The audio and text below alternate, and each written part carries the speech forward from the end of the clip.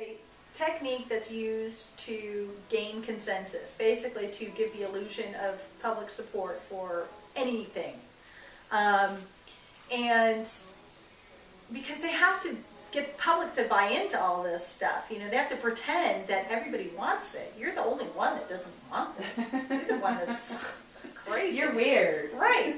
So when they have meetings, you know, and they have a lot of them, public workshops, visioning, whatever, on any number of topics, they've already got the conclusion. They already know what they want. You know, they want stack and pack housing, mass transit. They just want you to think that's what you want.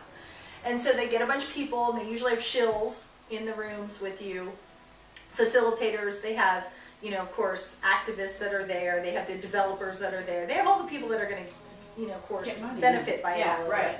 Sure. And they are all there, and they're all voting. So, you know, it's stacked against you.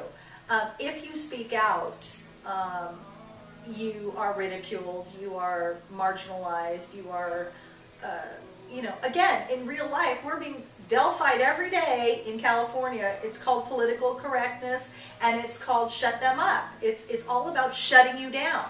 It's all about calling you a racist. It's all about calling you whatever, you know, intolerant. You're intolerant because you don't want your 5-year-old to learn about, you know, someone's lifestyle, which, you know, I don't care what people do. I just don't want my 5-year-old to have to deal with that at 5. You know what I mean? Right. They should be learning to read and write. You know, I can help fill in the blanks and stuff like that later on.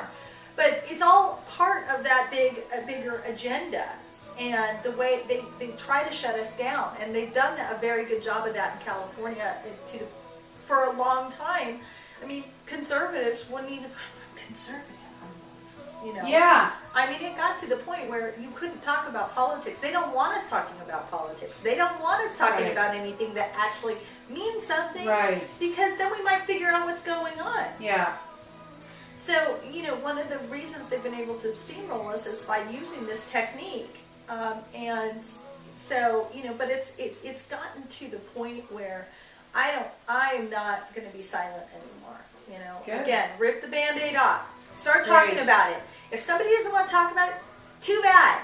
You know what? They don't have to talk about it. They don't want to listen to it, too bad.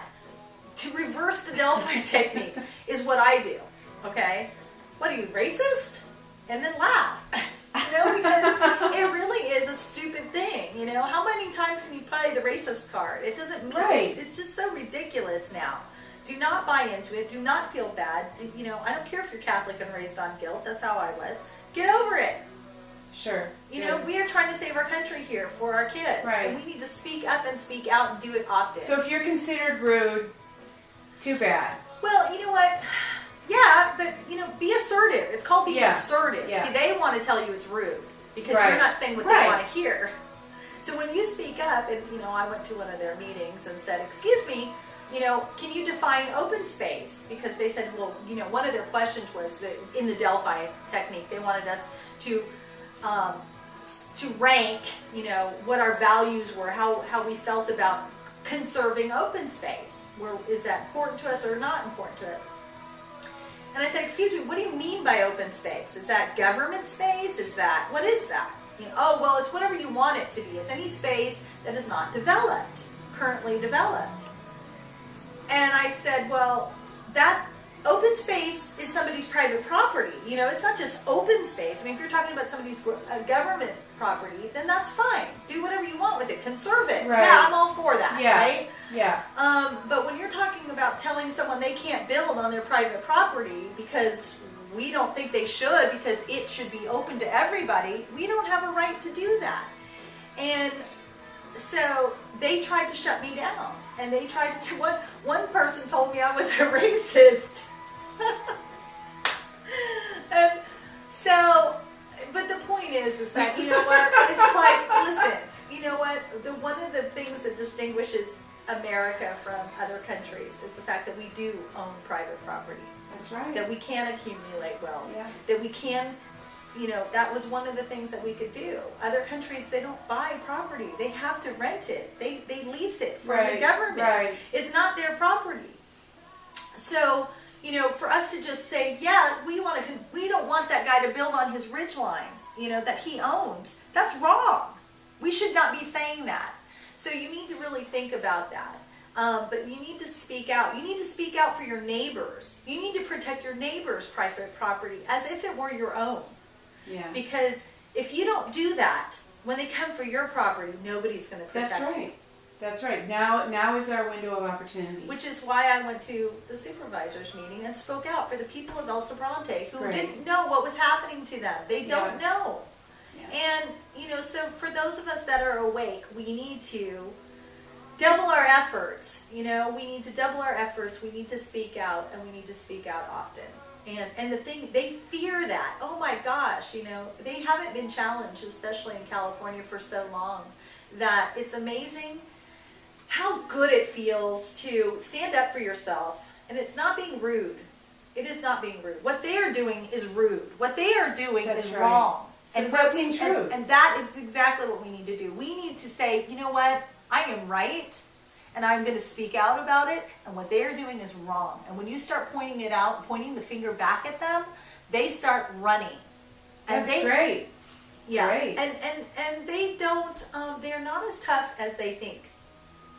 When you start actually standing up and using your voice, and it doesn't have to be screaming, it doesn't have to be that, it just has to be assertive, then they actually back down. That's typical of a bully. It totally is. They're all blustery and mean, and That's and right. you. And when you get in their face and you actually call them on it, Yeah. they back down.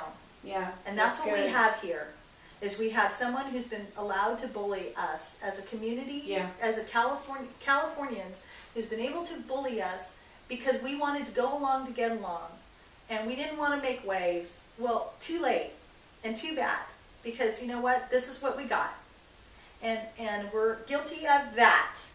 But we have a voice now, and we need to use it. And however that is for you, if that's writing a letter, if that's whatever it is, editorials, get your thoughts down on paper. If you don't want to speak about it, get your thoughts down on paper, send it into your local magazine. You'd be surprised at how many people read this stuff online, and don't know about it. They don't know what's really happening. They know something's wrong. They feel the same way. They just don't have a name for it. There's people that own property, and that liberals, Democrats, whatever. There's people that are losing their property and they don't know why. Mm. And so it's an issue we could all get behind.